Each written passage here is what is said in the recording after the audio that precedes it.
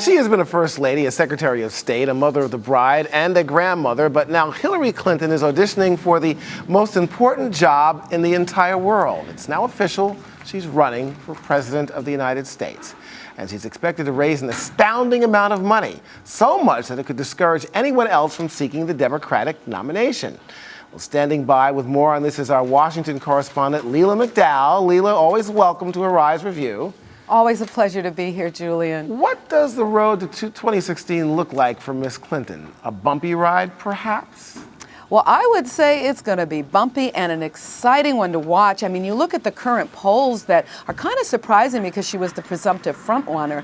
And already in a number of swing states like Colorado, Iowa, and Virginia, these are states that could decide the election. She doesn't even beat those lesser-known Republican candidates, Rand Paul and Ted Cruz. But of course, that's just the landscape now. And if she is skilled in getting out her message, you know, basically that Americans should have a pathway to prosperity, that could play very well. And of course, her appeal to women could be very strong, and she could possibly win over some of that Obama coalition and pull in working class whites from states like Ohio. But no doubt she's got a perception problem, Julian. I mean, polls show that a majority of Americans think she makes a strong leader, a capable leader, but that she's not honest and trustworthy. And those kinds of gut feelings, those visceral feelings, are really hard to turn around.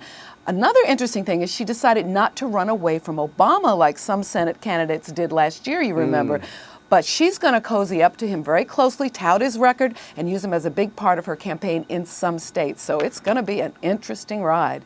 Not trustworthy, trustworthy, or not trustworthy. Two key words there. And of course, she came out, perhaps some say maybe a little bit early, because of the email controversy. How much of a factor will that be?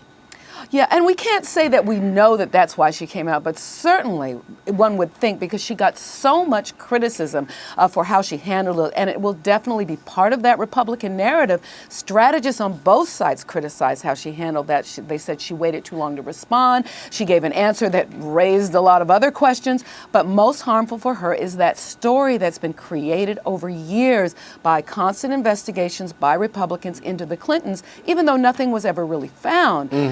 And then the other thing, Julian, I think is that the few brave Democratic contenders on the sideline, they'll be watching closely as well to see if there is any opening where they can jump in and raise some funds. Absolutely. Of course, I think the Black and Latino vote will probably be key to her victory, of course. But I want to move on to another subject here. President Barack Obama, of course, in Cuba, or not in Cuba, of course, at the summit here.